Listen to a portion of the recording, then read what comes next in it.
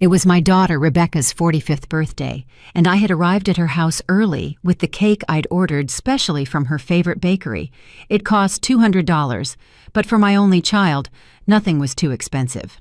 I knocked on the door with a smile, expecting to see her face light up like it did when she was a little girl, but when she opened it, her expression was one of total annoyance. "Oh, it's you," she muttered without even looking me in the eye. "Happy birthday, my love," I said, holding out the cake with the candles already in place.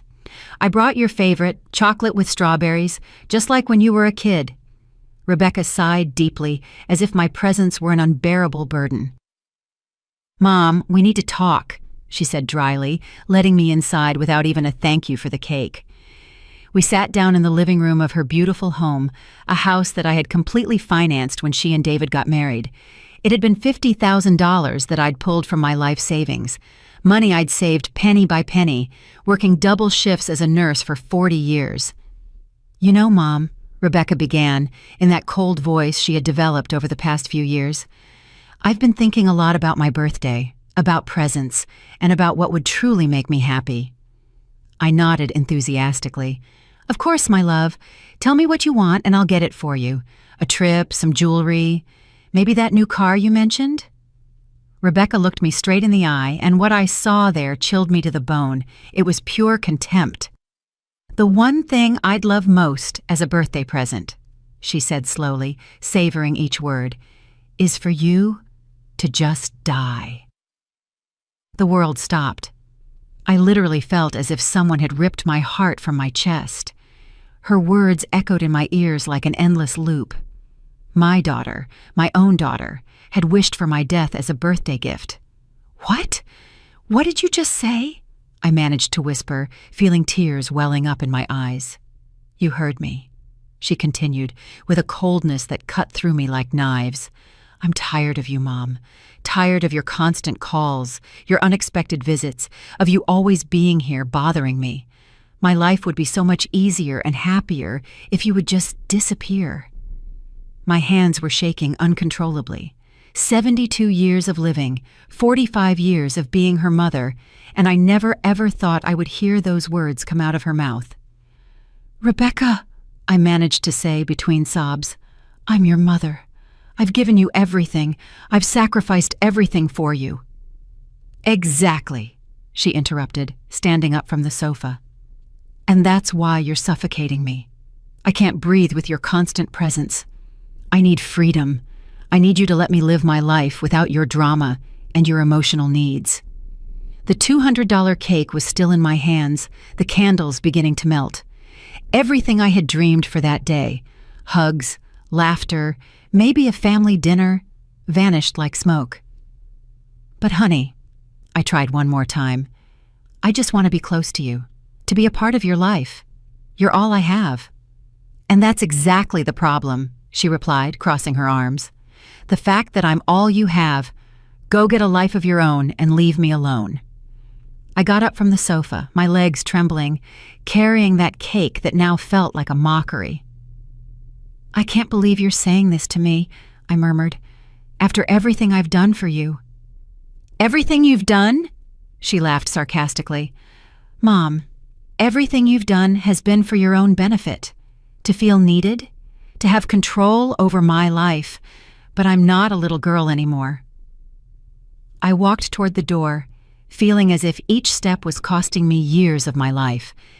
As I reached the threshold, I turned one last time, hoping to see some regret in her eyes, some sign of the sweet little girl she once was.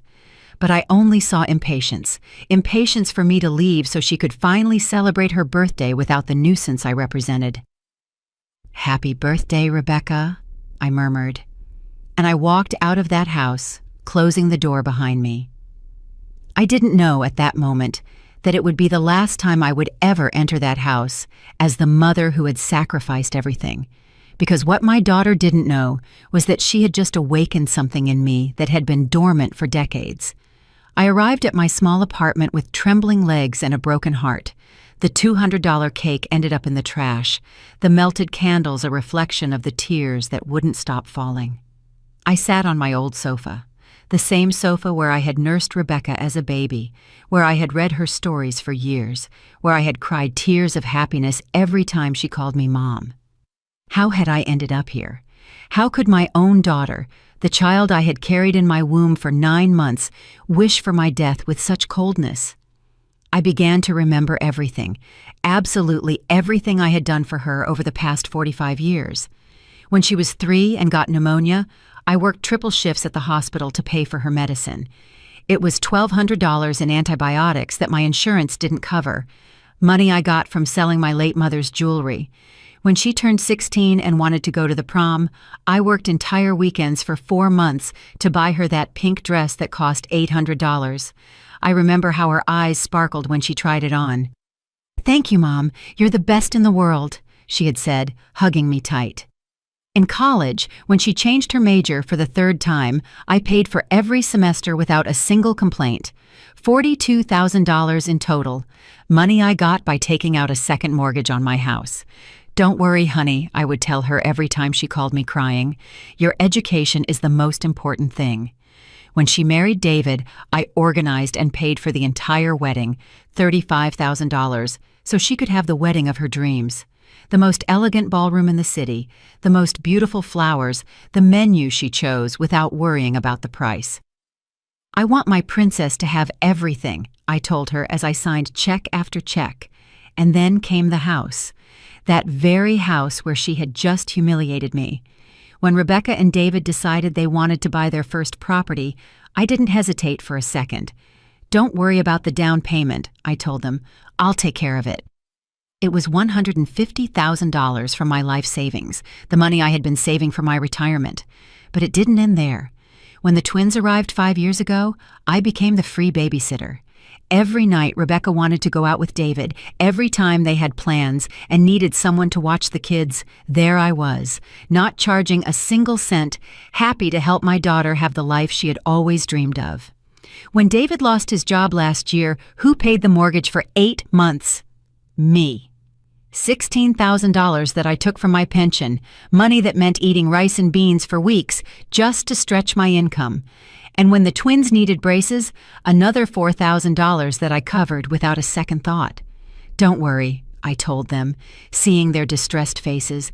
"That's what grandparents are for." I got up from the sofa and went to my desk, where I kept all the receipts, all the proof of every single penny I had spent on my daughter and her family. They were boxes and boxes of documents that I had kept, not because of mistrust, but because it made me proud to remember everything I had been able to do for them. I started doing the math, raising Rebecca from birth until she was on her own, approximately $200,000. College, $42,000. The wedding, $35,000. The down payment on the house, $150,000. The mortgage payments when David was unemployed, $16,000. The twins' braces, $4,000. The birthday and Christmas gifts over all those years, at least $10,000 more. The total was devastating, over $460,000, almost $500,000 that I had invested in my daughter's happiness. And all of it to hear that her greatest desire was for me to die. Tears fell onto the papers as I added and subtracted. If I had put that money in a savings account with compound interest, today I would have more than $600,000. I could be living in a nice house, traveling the world, enjoying a comfortable retirement instead of counting pennies in this tiny apartment. But no, I had chosen to invest in love. I had chosen to believe that the money spent on my daughter was money well spent, that every sacrifice was worth it, because in the end, I would have a daughter who loved me and would take care of me in my old age. How foolish I had been. I picked up the phone and dialed Rebecca's number. I needed to hear her voice one more time. I needed to confirm that she had really said those terrible words. "What do you want now, Mom?" she answered with annoyance after the 5th ring. "Rebecca, I need to know if you really meant what you said to me today," I asked in a trembling voice. "Of course I meant it," she replied without a hint of remorse. "Mom, it's time for you to understand that I need space. Your obsession with me isn't healthy." "Obsession?" I repeated, incredulous. "You call a mother's love obsession?" Yes, exactly that. And I hope that after today you finally get the message. I need you to respect my boundaries and let me live my life. I hung up the phone without saying goodbye. There was no misunderstanding. My daughter truly believed that my love was a burden, that my presence in her life was a problem she needed to solve. That night, I couldn't sleep. I lay awake staring at the ceiling, remembering every beautiful moment we had shared. Every hug, every "I love you, Mom" that had come from her lips. Had it all been a lie? Or had I simply raised a daughter who had become so selfish that she couldn't see beyond her own needs? At 3 a.m, something changed inside of me. The sadness began to transform into something different, into anger, into indignation, into the clear understanding that I had been used, manipulated, and discarded like a used tissue. My daughter wanted me to die. Well, maybe it was time to give her exactly what she asked for. The next day, I woke up with a mental clarity I hadn't experienced in years.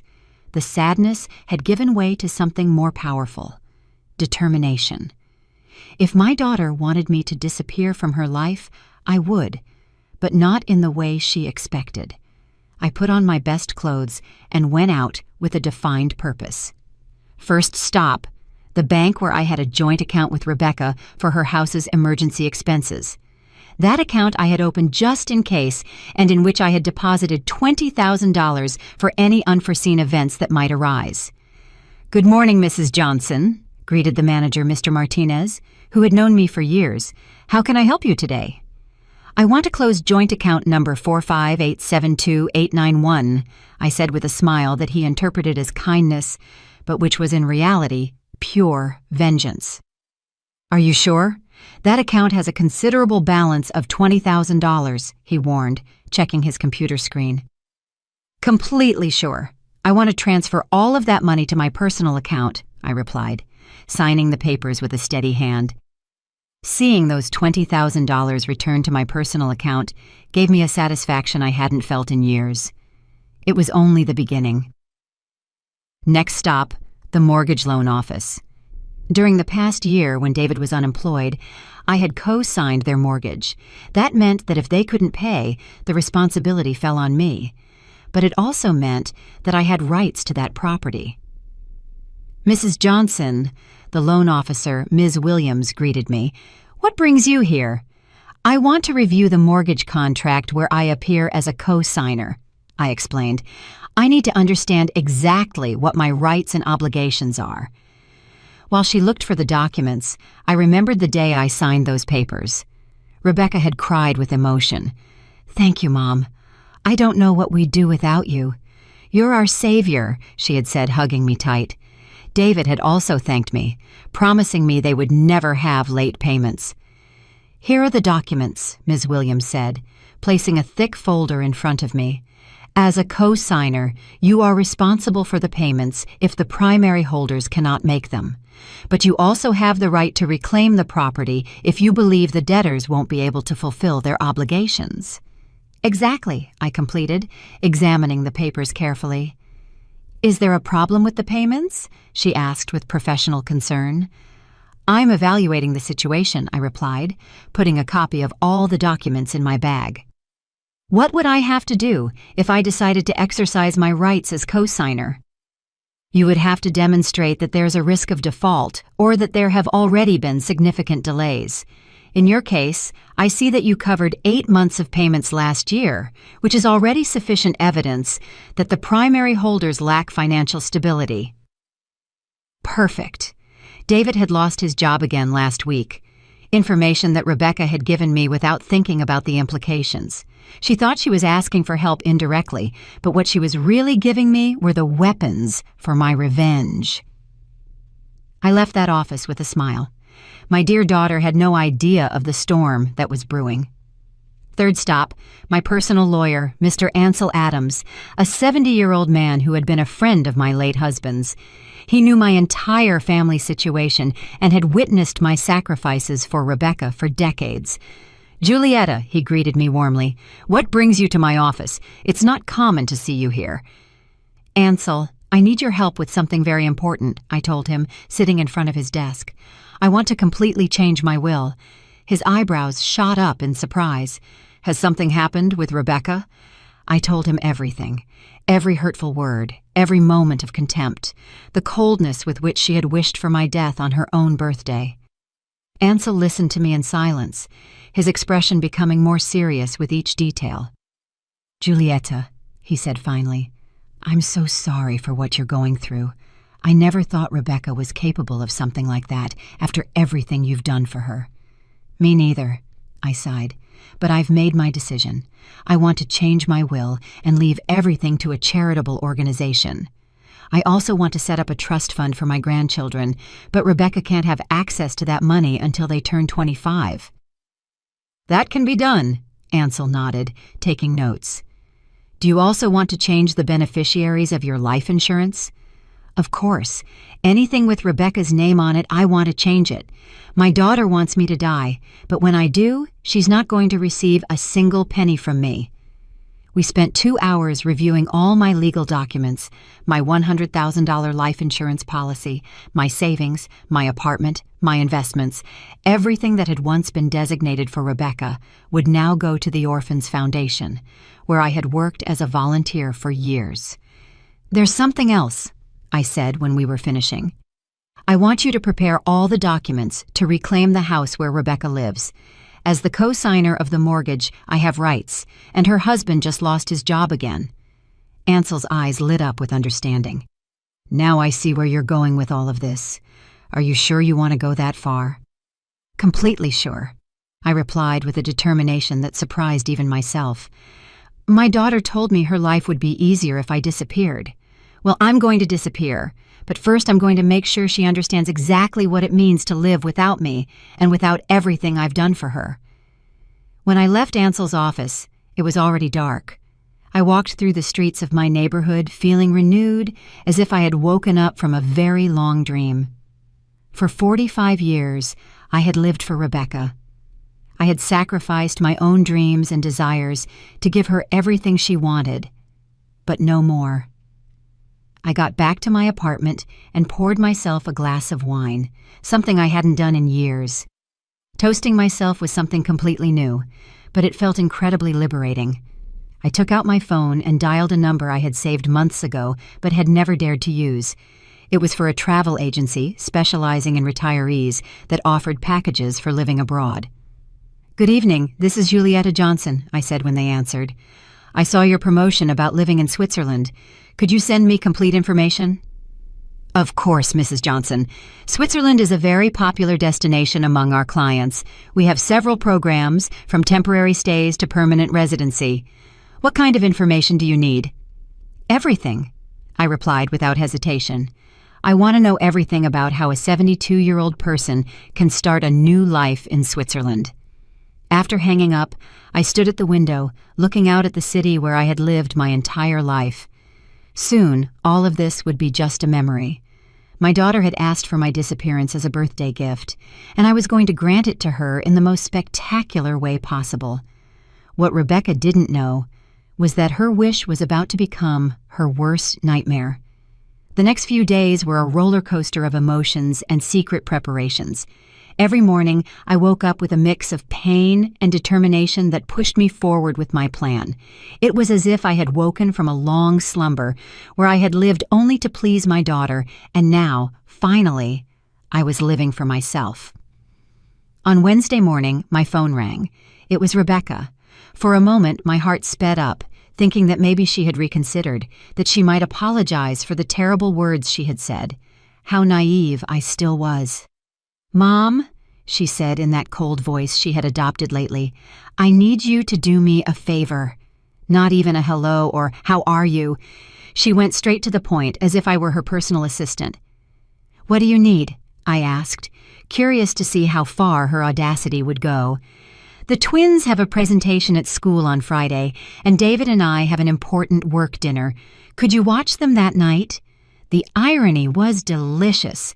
The same woman who had wished for my death as a birthday gift was now asking me to watch her children as if nothing had happened, as if I were a resource available 24/7. I can't, I replied simply. What do you mean you can't? She asked with genuine surprise. Evidently, she wasn't used to me saying no. I have other plans, I lied with a smile she couldn't see. What plans could you possibly have? She asked with that condescending tone that hurt me deeply, as if at 72 years old I didn't have the right to have a life of my own. Plans that are none of your business, I replied, keeping my calm. Find another sitter. But Mom, I can't get a sitter on such short notice. Besides, since when do you charge me to watch your own grandchildren? There it was, the emotional manipulation she had used on me for years, but this time it wouldn't work. Since you told me that your greatest gift would be for me to die, I answered with coldness. If you want me to disappear from your life, I'm starting now. There was a long silence on the other end of the line. Finally, Rebecca let out a sarcastic laugh. Seriously, you're going to punish me like you're a little brat, she said. I thought after a few days the drama would be over. It's not drama, Rebecca. It's respect for your wish. You wanted me to disappear, so that's what I'll do. Fine, she said with annoyance. If you want to be that childish, that's on you, but don't come crying later when you're lonely. She hung up without saying goodbye. Perfect. Every interaction confirmed that I was making the right decision. That afternoon, I went to the bank again, this time to do something I never thought I would, withdraw most of my savings in cash. It was $30,000 that I put in an envelope and stored in my personal safe, the money I would need for my new life in Switzerland. I also called the travel agency and confirmed my trip. A flight to Zurich for next Tuesday, with the option to extend my stay indefinitely. The initial cost was $5,000, money I paid without blinking an eye. It was the most expensive and most intelligent investment I had made in years. On Thursday morning, I received an unexpected visit. It was my neighbor, Elvira, a 68-year-old woman who lived in the apartment next door and with whom I had developed a friendship over the past 5 years. Julieta, she said, sitting in my living room with a cup of coffee. You look different these days. Has something happened? Elvira had been a silent witness to all my sacrifices for Rebecca. She had seen me cancel plans with her to rush over whenever my daughter needed me. She had seen the bags of expensive food I would buy to take to Rebecca, while I ate canned soup to save money. I told her everything, every painful detail of what had happened on Rebecca's birthday, and also all the plans I had been making during the week. My God, Julieta, Elvira murmured, her eyes filled with tears. I can't believe Rebecca would say something so cruel to you after everything you've done for her. The worst part is that she said it as if it were the most normal thing in the world, I explained, as if I were a nuisance in her life that needed to be eliminated. And you're really going to Switzerland? Yes, I replied firmly. I've already bought the ticket. I'm leaving on Tuesday. Elvira took my hands kindly. You know you have my full support, right? What Rebecca did to you is unforgivable. There's something else, I said, lowering my voice. I'm going to need your help with something very important. I explained my complete plan, how I wanted Rebecca to believe I had truly died, at least for a while. Elvira would be my accomplice, the person who would find my empty apartment and my farewell letter. It's brilliant, Elvira murmured with a mischievous smile. That ungrateful child is finally going to understand what it means to lose you. Will you help me? Of course I will. In fact, I think it's exactly what Rebecca needs to wake up. That night, I worked on the most important letter of my life, the letter that Rebecca would find on her table and that would change everything forever. I wrote and rewrote every word, making sure it conveyed exactly what I wanted to say. My dear Rebecca, the letter began, you asked me as a birthday gift to disappear from your life, and I have decided to grant your wish. When you read this letter, I will already be far from here, starting the life I should have lived years ago instead of sacrificing it all for you. I continued writing for hours, documenting every penny I had spent on her, every sacrifice I had made, every opportunity I had missed by always being available for her needs. But it wasn't a bitter letter. It was an educational letter. I wanted her to understand exactly what she had lost. Along with this letter, you will find all the legal documents I have signed this week, I continued writing. The change of will, the cancellation of your health insurance that I paid for, the notification that as the co-signer of your mortgage, I have decided to exercise my rights due to David's job instability, and the cancellation of all financial benefits you received from me. It was a 23-page letter that meticulously detailed everything that was going to change in her life now that I had disappeared, just as she wanted. Your life will be much easier without me, the letter ended, but it will also be much more expensive. I hope it's worth it. On Friday night, as I was packing my most important belongings into 2 suitcases, I received a call from Rebecca. I didn't answer. She called 3 more times, but I simply let the phone ring. I had nothing left to say to her. The next day, Saturday, David appeared at my door. He looked exhausted and desperate. "Julieta," he said in a pleading voice, "Rebecca told me what happened between you two. I know what she said was wrong, but please don't do this to our family." "Do what?" I asked, feigning innocence. "Stop helping us. Just withdrawing from our lives like this. The kids need you. We need you." How interesting. When Rebecca wanted to get rid of me, I was a nuisance. But when they realized everything I did for them, suddenly they needed me. "David," I said calmly, "your wife was very clear with me. My presence in her life is a burden she no longer wants to bear. I'm just respecting her wishes." "But Julieta, you know how Rebecca is when she gets mad. She didn't mean it." "Oh, she didn't?" "Because she sounded pretty convincing when she wished for my death as a birthday gift." David lowered his head. He knew he had no argument to defend the indefensible. "Please," he insisted, "give me a chance to fix this. I'll talk to Rebecca. I'll make her understand how wrong she is." "It's too late for that," I replied, slowly closing the door. "Give my grandchildren a kiss for me." Sunday was my last day in that city. I spent the morning walking through the places that had been important in my life. The hospital where I had worked for 40 years, the park where I had taken Rebecca as a child, the church where I had married her father. It was my silent farewell to a life I had lived completely for others. On Monday, I would begin a life that I would finally live for myself.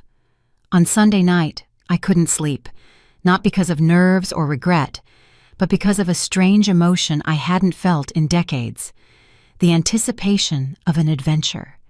At 72 years old, I was about to begin the life I had always dreamed of, but never dared to live. At 5 a.m. on Monday, Elvira knocked on my door as we had arranged. She brought fresh coffee and a knowing smile that filled me with energy. "Ready for your great escape?" she asked, winking. "More than ready," I replied, carrying my 2 suitcases to the door. "Do you have the spare keys to my apartment?" "Here they are," she said, showing me the set of keys I had given her the night before. "And I also have the letter for Rebecca and all the legal documents you're going to leave on her table." We had planned everything meticulously. Elvira would wait until Wednesday to go to Rebecca's apartment and deliver the documents, pretending that she had found my apartment empty and had become worried about my disappearance. It would be she who would break the news to Rebecca that I was gone forever. "Remember," I said as we called a cab, "you have to act very worried. Tell her I didn't answer the phone for 2 days, that you knocked on my door and I didn't respond, and that when you used the emergency keys, you found the apartment empty and the letter on her table. Don't you worry, Julieta. I was a drama teacher for 30 years. It's going to be the performance of my life," Elvira told me with a mischievous smile.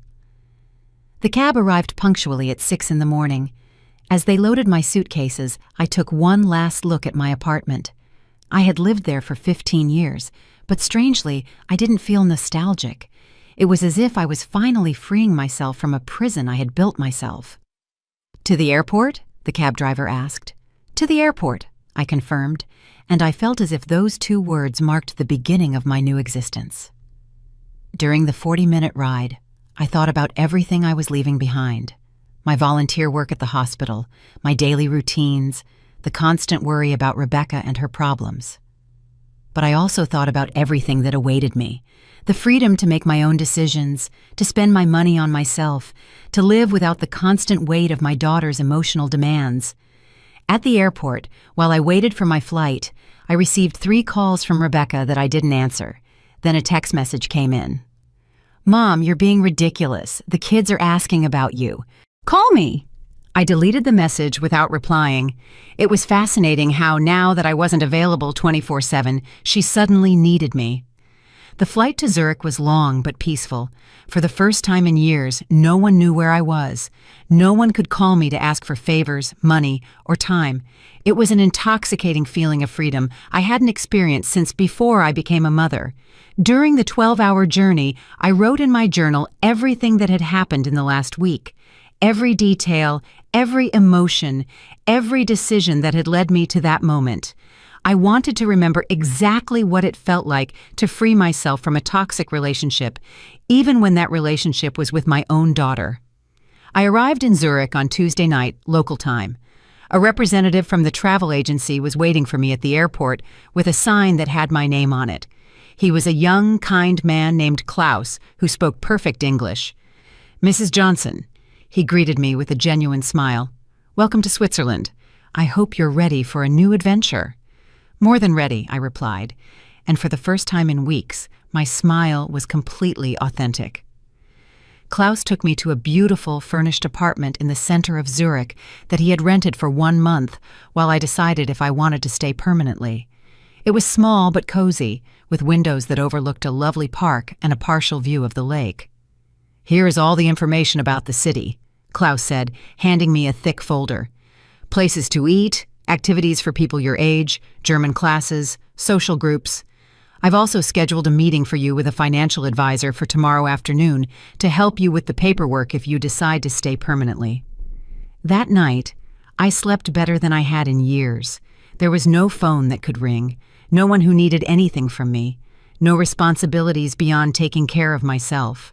On Wednesday morning, I woke up early and went out to explore the city. I had breakfast at a charming cafe by the lake. I bought fresh flowers for my temporary apartment, and for the first time in decades, I spent money on something completely unnecessary, a beautiful silk scarf that cost $100. I bought it simply because I liked it, without worrying about the price or whether that money could be better invested in my daughter's needs. As I walked through the streets of Zurich, I mentally calculated how much money I had spent on Rebecca in just the last 5 years. Between the mortgage payments when David was unemployed, the twins' braces, the constant gifts, the gas to go watch the kids, the food I always brought when I visited, it had been at least $50,000. $50,000 I could have used to travel the world, to live comfortably, to fulfill the dreams I had postponed for decades. Instead, I had given it to a daughter who considered my love a burden and my presence a nuisance. At 2 p.m, Zurich time, I calculated that it would be 8 a.m. in my hometown. Elvira would be preparing to go to Rebecca's apartment to deliver the letter that would change everything. I sat on a bench by the lake and waited. I knew that in a few hours my phone would start ringing desperately. Rebecca would finally understand what it meant to truly lose me. At 5 p.m, my phone started to vibrate. It was Rebecca. I let it ring until it stopped. Immediately, it rang again. Again, Rebecca. This time, I answered. "Mom!" she screamed, her voice cracking. "Where are you?" "Elvira came to the house with a letter from you. She said you've disappeared. What's going on?" "Hello, Rebecca," I replied calmly, enjoying the Swiss lake as I spoke. "Did you read the letter yet?" "Yes, I read it. Are you crazy? How could you do this to us? Where are you?" "I'm exactly where I need to be," I replied. "Far away from you, just as you wanted." "But I didn't want this. I didn't want you to actually leave. I was just angry. I didn't mean it." There it was. Rebecca's typical tactic, minimizing the harm she had caused, making me feel guilty for reacting to her cruelty. "You didn't mean it when you told me that your greatest birthday wish was for me to die?" I asked her, "because you sounded pretty convincing." "It was just, I I was just frustrated. David lost his job again. The kids are giving me problems at school. I'm so stressed. I shouldn't have taken it out on you." "You're right. You shouldn't have. But it's done, and words can't be taken back." "But Mom, please, come back. We need you. I need you." How interesting. Now she needed me. Now that she had read the letter about all the financial benefits she had lost, now that she knew she could lose her house, now that she understood she would have to pay for her own health insurance and find a sitter for the twins. "Do you need me, or do you need my money?" I asked her directly. There was a long silence on the other end of the line. "I need you," she finally murmured, but her voice didn't sound convincing. "Rebecca, for 45 years, I lived for you. I sacrificed my dreams, my money, my time, my opportunities. And when I finally needed to feel that you loved me and valued me, you told me you'd rather I was dead. Those words broke my heart in a way I will never be able to fix. I'm sorry, Mom. I'm so sorry." Sorry is not enough, Rebecca. The damage is done. And you know what? Maybe it was the best thing you could have said to me, because it finally opened my eyes and made me understand that I've been living my life all wrong. What do you mean? I mean that for the first time in decades, I am living for me, and it feels wonderful. "Where are you, Mom? Please tell me," Rebecca begged, her voice choked with tears. "The kids are asking about their grandma. They don't understand why you haven't come to see them." It was fascinating how now that I wasn't available, the grandchildren suddenly missed me. For all those years, when I canceled my plans to watch them, when I bought them expensive gifts, when I took them to the park while Rebecca went shopping, it was just what was expected of me. But now that I was gone, my absence was felt. "The kids will be fine," I replied, looking at the Swiss mountains in the distance. "They're resilient. What they will learn is that actions have consequences, and that hurtful words can destroy relationships forever." "But Mom, please, you can't just disappear like this. What if something happens to you? What if you get sick? How will we know?" Now she was worried about my well-being. How convenient. "Rebecca, in the last 5 years, I've had 3 episodes of high blood pressure that sent me to the hospital. Do you know how many times you visited me? None. You always had something more important to do, so don't come to me now with concerns about my health." "That's not true," she weakly protested. "It is true.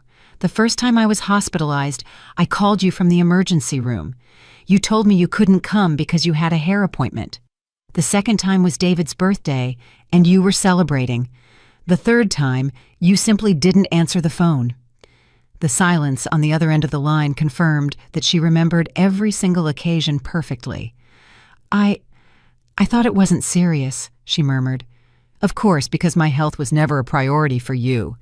But my checks were." "It's not about the money," Rebecca screamed. "It's about you. I miss you, Mom." "Do you miss me, or do you miss having someone available 24/7 to solve your problems?" I hung up the phone without waiting for a response. It immediately rang again, but this time I turned it off completely. I needed peace to enjoy my first night of freedom. That night, I went out to dinner alone at an elegant restaurant by the lake. I ordered the most expensive dish on the menu, salmon with caviar that cost $80, and I drank an entire bottle of French wine. It had been years since I had given myself that kind of luxury, always thinking that the money could be useful for Rebecca. The next day, Thursday, I turned on my phone and found 47 missed calls and 23 text messages, all from Rebecca and David. The messages evolved from pleas to threats. "Please, Mom, answer," the first one said. "We're so worried," the fifth one said. "If you don't answer, we're going to call the police," the 10th one threatened. "We already called the police. They said there's nothing they can do because you left a letter explaining your departure," the 15th one admitted. "The bank called us. You canceled the joint account. How are we going to pay for emergencies?" the 20th one said. It was beautiful to see how the concern for my well-being quickly turned into panic over the financial implications of my absence. I decided to answer just one message. "I'm fine. I'm exactly where I need to be. Don't look for me." The response came in less than 5 minutes. "You don't understand what you're doing. You're going to ruin us. The mortgage lawyer called us. He says you can take our house." There it was. The truth. She wasn't worried that I might be suffering or in danger. She was worried because she had finally understood the financial implications of losing me. I replied, "Now you understand what it's worth to have me in your life. Too bad you realized it too late." That afternoon, I had my meeting with the Swiss financial advisor. He was an older, very professional man named Herr Meyer, who helped me understand all my options for permanent residency in Switzerland. "With your current savings and your American pension," he explained, "you can live comfortably here for the rest of your life. Switzerland has excellent medical care programs for retired foreigners, and the quality of life is exceptional." For the first time in years, I spoke openly about my finances without worrying about saving money for Rebecca's emergencies. It was liberating to calculate my expenses based solely on my own needs and desires. "You can also invest part of your savings in the Swiss economy," Herr Meyer continued. "The returns are stable and secure. In 5 years, you could double your assets if you invest wisely." Double my assets. How many times had I had that opportunity, but I had preferred to spend the money on my daughter's whims. "Is there anything else I should tell you?" the advisor added.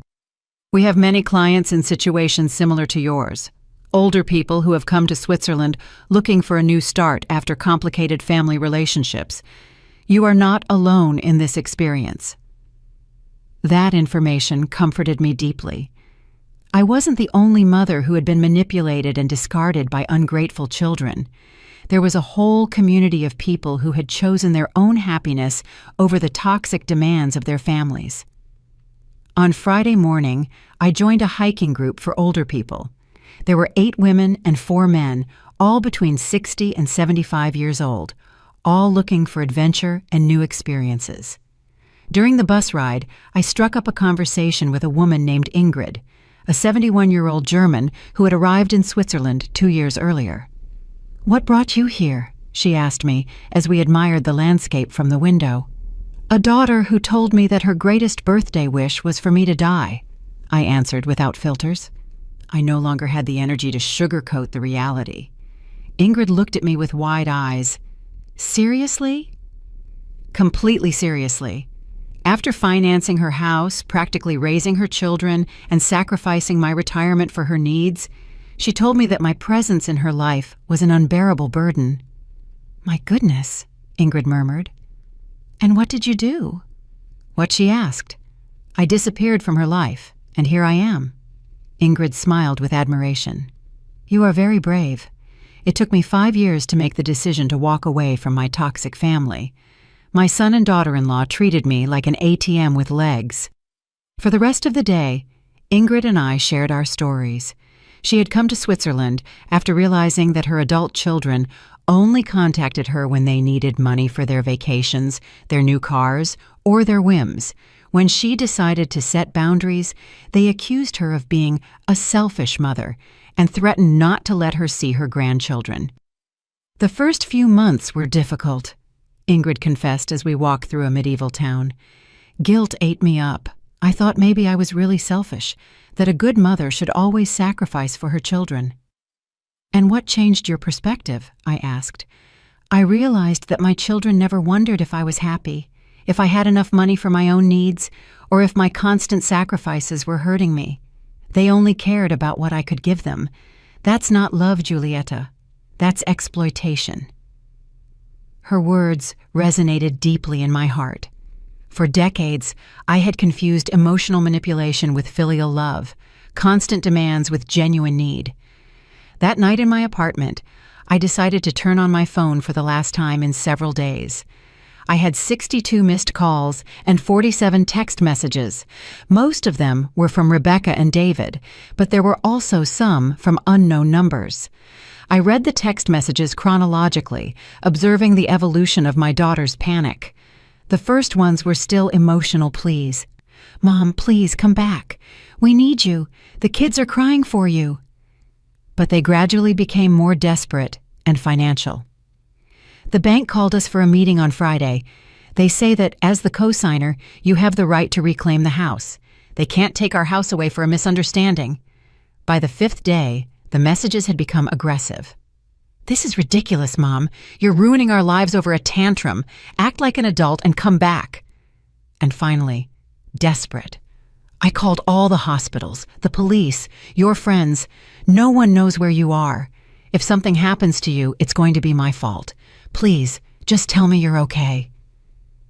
It was fascinating to observe how at no point did Rebecca genuinely apologize for wishing me dead. At no point did she acknowledge the cruelty of her words or express real remorse.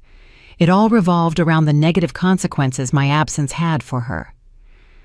I decided to reply one last message. I am perfectly fine and happier than I have been in years. What you are experiencing now are the natural consequences of your actions. I hope this experience helps you understand the value of the people you love before it's too late with others in your life. The response came immediately. Please, Mom, we can fix this. I promise I'll never say horrible things again. Just come back. I wrote my final response. Empty promises don't mend broken hearts. Rebecca, the words you said to me revealed what you really think of me. You can't take that truth back with desperate promises. After sending that message, I blocked her number and all the numbers associated with David. I also blocked the unknown numbers that had been calling me. It was time to close that chapter for good. On Monday morning, I met again with Herr Meyer to sign the papers that would allow me to reside permanently in Switzerland. I also made arrangements to permanently transfer my American pension and begin the process of selling my apartment in my hometown. Are you sure you want to make this permanent? Herr Meyer asked me. It's a very big decision. I have never been more sure of anything in my life, I replied, signing each document with a firm hand. For the first time in decades, I am making decisions based on my own happiness, not on the demands of others. That afternoon, I received a call from Elvira, my dear neighbor and accomplice. Her voice sounded excited. Julieta, you have to hear this, she said.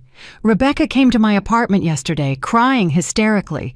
She begged me to tell you to come back, that it had been a terrible misunderstanding. And what did you tell her? I asked. I told her the truth, that what she had said to you was unforgivable, and that if I were you, I would have disappeared forever too. You should have seen her face when she realized that even her neighbors knew how cruel she had been to you. Did she mention anything about the financial problems? I asked with curiosity. Oh yes, she told me that without your help they can't pay the mortgage, that the bank is pressuring them, that David can't find a stable job, and that the kids need things for school that they can't afford. Basically, she realized everything you did for them when she lost it. It was exactly what I had expected. She didn't miss me as a person. She missed my function as a financial provider and problem solver. Elvira, I told her, when someone asks about me, especially Rebecca, I want you to tell them that I'm dead to them, because in a sense it's true. The Julieta who constantly sacrificed herself for an ungrateful daughter really died on her birthday. I understand perfectly, Elvira replied. And you know what? I think it's the best death you could have chosen. 3 weeks after my arrival in Switzerland, my new life had taken shape in ways I never imagined. I had enrolled in German classes 3 times a week. I had started a watercolor painting course on Tuesdays and Thursdays and had joined a book club for expats that met on Sundays. For the first time in decades, my calendar was full of activities that I had chosen, activities that gave me pleasure and personal growth. But the most surprising thing was the money. Without Rebecca's constant financial demands, my savings not only remained stable, but they were growing. The investments I had made with Herr Meyer were already showing positive returns, and for the first time, I could calculate my financial future based solely on my own needs. On that Thursday morning, as I had breakfast at my favorite cafe by the lake, I received a call from an international number I didn't recognize. I hesitated to answer, but curiosity got the better of me. Mrs. Julieta Johnson? A female voice with an American accent asked. Yes, this is she. Who's calling? My name is Sarah Williams. I'm a social worker in the Family Services Department in your hometown. I'm calling because we've received a complaint about your well-being." My blood ran cold. A complaint. What kind? "Your daughter, Rebecca Johnson, filed a complaint alleging that you may be suffering from dementia or cognitive decline, and that you've made financial and life decisions that put you at risk. According to her, you disappeared suddenly and are living in precarious conditions abroad." I couldn't believe what I was hearing. Rebecca had gone to the extreme of involving social services, inventing a mental illness to invalidate my decisions and force my return. "Ms. Williams," I replied in a firm voice, "I do not suffer from dementia or cognitive decline. I am living in Switzerland by my own choice, in a comfortable apartment with excellent medical care and in perfect mental health. My daughter's allegations are completely false." "I understand your position, Mrs. Johnson, but we need to verify your well-being. Would it be possible to coordinate a medical and psychological evaluation through the American consulate in Switzerland?" "Of course," I replied without hesitation. "I am willing to undergo any evaluation that demonstrates I am in perfect mental health and that my decisions have been made with complete lucidity."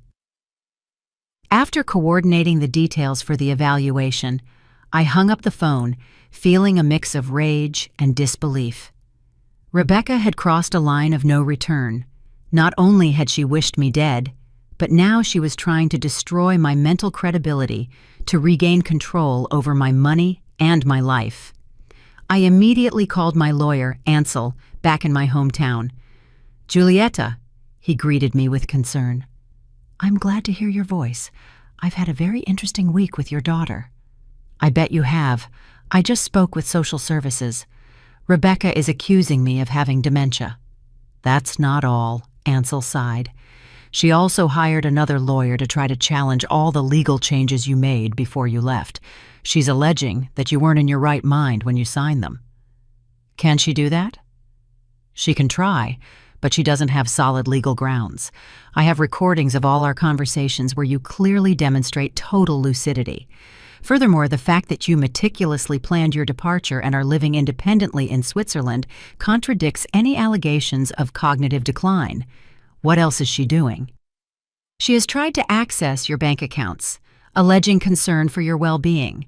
She also wanted to stop the process of reclaiming the house, but since everything is legally backed, and she herself signed the documents where she acknowledges that David lost his job again, she has no valid arguments." It was incredible how far Rebecca was willing to go to get back the financial benefits she had lost. "Ansel, I want you to prepare a defamation lawsuit against my daughter. Her false allegations about my mental state could affect my reputation and my legal rights." "It would be my pleasure," Ansel replied with satisfaction. "After seeing how she has treated you, I think it's time for her to face the legal consequences of her actions." 2 days later, I showed up at the American consulate in Zurich for the medical and psychological evaluations. The American doctor who examined me was an older, experienced man who immediately understood the situation.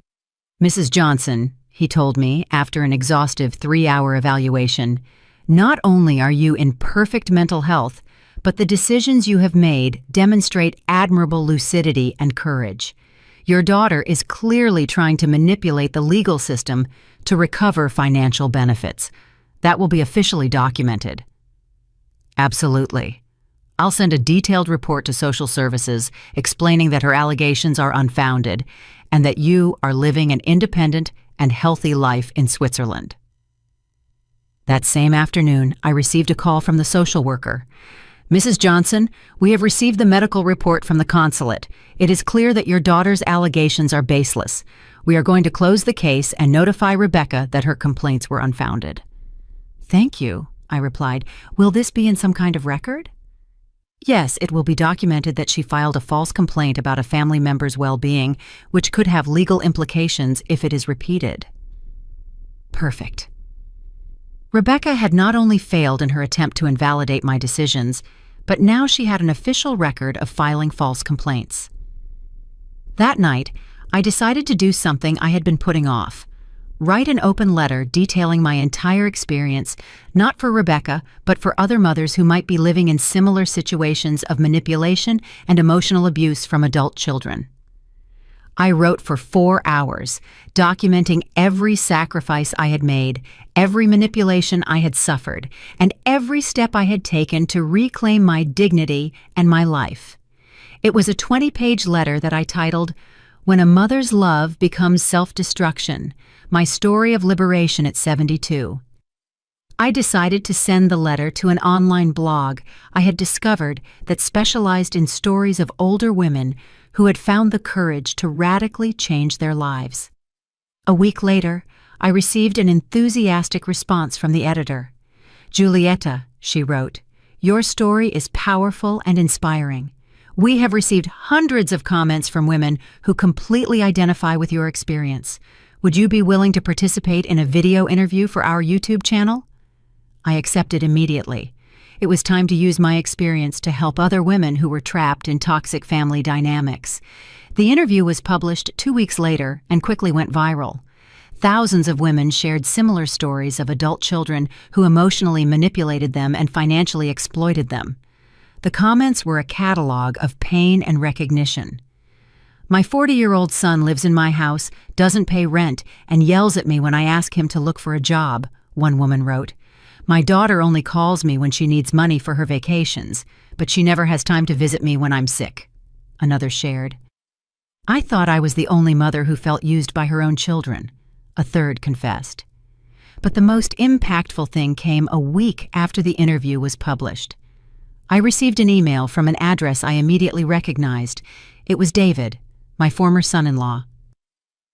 "Julieta," he wrote, "I saw your interview on YouTube. I need you to know that I completely agree with you. What Rebecca said to you was unforgivable, and the way she has treated you for years is unacceptable. I myself have been a witness to how she manipulates and uses you, but I never had the courage to confront her because we were so dependent on your financial help." He continued, "I want you to know that the kids miss you a lot, and they don't understand why you don't come to see them anymore. Rebecca has told them that you're sick and can't visit, but I believe they deserve to know the truth when they are older." The email ended, "I know it's probably too late for apologies, but I wanted you to know that at least one person in this family acknowledges how badly we treated you and how much you sacrificed for us. I hope you are happy in your new life." I read the email 3 times before deciding how to respond. Finally, I wrote, "David, I appreciate your honesty, but apologies after the fact don't change the damage done.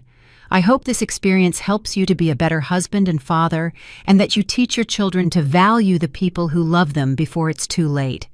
It was the first time someone in my family had publicly acknowledged the abuse I had suffered.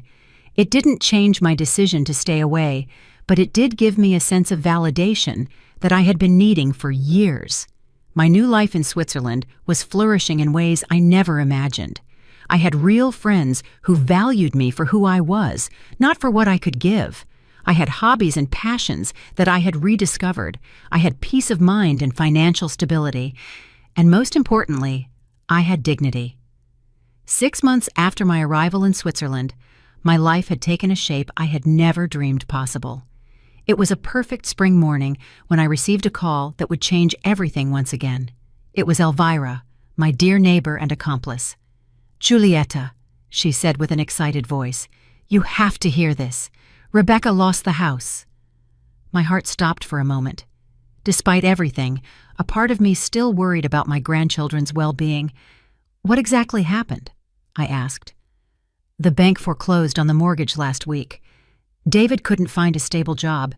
They fell behind on the payments, and since you are the co-signer and are exercising your legal rights, the bank proceeded with the foreclosure. Rebecca came to me yesterday, crying hysterically." "And the kids?" "They're fine. They moved to a small apartment on the other side of town. David finally got a job in a factory, earning a lot less than before, but at least it's something stable. Rebecca had to go back to work too." It was strange, the mix of feelings I experienced. I didn't feel joy for their suffering, but a deep satisfaction of justice. For the first time in their lives, Rebecca and David were experiencing the real consequences of their decisions without having someone to rescue them. "Is there anything else?" Elvira continued. "Rebecca asked me if I knew how to contact you. She said she wants to genuinely apologize, that she finally understands everything she lost when she lost you." "And what did you tell her?" "I told her that some wounds are too deep to heal, and that some words can never be taken back. I also told her that you are flourishing in your new life, and that it's probably best for both of you that she doesn't try to contact you." Elvira was right. Over these 6 months, I had built an inner peace that I didn't want to risk for empty promises from a daughter who had repeatedly shown that she only valued me when she needed me. That afternoon, I received an unexpected call from my lawyer, Ansel. "Julietta, I have some interesting news," he said. "Rebecca's house has finally been sold by the bank, and since you were the co-signer, you have the right to recover your initial investment of $150,000 plus the accumulated interest." "How much is that in total?" $185,000. The bank has already approved the transfer. The money will be in your Swiss account next week." It was incredible. Not only had I recovered my original investment, but I had gained an additional $5,000, money that would have been lost forever if I had continued to be the ever-sacrificing mother. "There's also something else," Ansel continued. "Your apartment in your hometown has finally sold. After commissions and expenses, the net amount is $95,000. In total, I was receiving almost $300,000 in assets that I had given up for lost. With my existing savings and the investments I had made in Switzerland, my total net worth now exceeded $500,000. At 72 years old, I was richer than I had ever been in my life. That night, I celebrated at my favorite restaurant by the lake. I ordered French champagne and toasted the brave woman who had the courage to start over when everything seemed lost. As I dined, I thought about the entire journey. I had started this journey as a broken and humiliated mother, devastated by the cruel words of an ungrateful daughter. But now I was an independent woman, financially stable, surrounded by genuine friends, and living the life I had always dreamed of. The next day, I decided to do something I had been considering for weeks, write a full book about my experience, not just my story, but a practical guide for older women who were trapped in toxic family relationships. I contacted a Swiss publisher that specialized in self-help and personal growth books. The editor, a woman named Brigitte, was immediately interested. "Julietta," she told me during our meeting, "your story touches on a topic that affects millions of women but is rarely talked about openly. Emotional abuse by adult children is an epidemic problem that needs to be exposed." I spent the next 3 months writing, "When Love Hurts, Freeing Yourself from Family Emotional Abuse After 70. The book documented not only my personal experience, but also practical strategies for recognizing manipulation, setting healthy boundaries, and finding the courage to prioritize one's own well-being. The book was published 8 months later and became a bestseller in several European countries. The letters I received from readers were incredible. Women from all over the world wrote to me, telling me how my story had given them the courage to make radical changes in their own lives.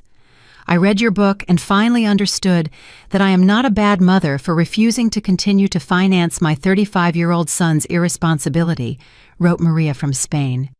"Your story helped me understand that true love does not require self-destruction," Carmen from Mexico wrote to me. "After reading your book, I sold my big house and moved to a small apartment I can afford without depending on my children's help. For the first time in years, I sleep in peace," Rosa from Argentina shared. But the letter that moved me the most came 1 year after the book's publication. It was from a young mother named Andrea. "Mrs. Johnson," she wrote, "I'm 30 years old and have a 65-year-old mother who has sacrificed her whole life for me and my siblings. After reading your book, I realized that we are treating her exactly like Rebecca treated you. Your story opened my eyes and made me understand that I was repeating a toxic pattern that could destroy my relationship with my mother forever. Yesterday, I called my mom and apologized for all the years of taking her for granted. I also told her that I want to help her fulfill her own dreams instead of expecting her to always be available for mine. Thank you for helping me understand this before it was too late." That letter made me cry with joy. My pain had served to prevent other families from going through the same destruction. 2 years after my arrival in Switzerland, I received a physical letter in my mailbox. The handwriting on the envelope was familiar, but I couldn't place it immediately. When I opened it, my heart stopped. It was from my grandchildren, now 12 years old. "Dear Grandma Giulietta," they wrote in childlike handwriting. "Dad told us the truth about why you left.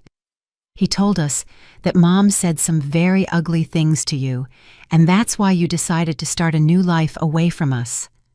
We want you to know that we miss you a lot, and that we understand why you left. We also want you to know that we are proud of you for being so brave. When we are older, we would like to visit you in Switzerland if you want us to. We love you, Grandma." The letter was signed by both twins. It included drawings they had made of me living happily in the Swiss mountains. I cried for an hour after reading that letter. Not out of sadness, but from the understanding that my decision to preserve my dignity had been the right one, even if it meant moving away from people I loved. I decided to write them back. "My dearest grandchildren," I wrote, "your words are the most beautiful gift I have received in years. I love you deeply and always will, no matter the distance.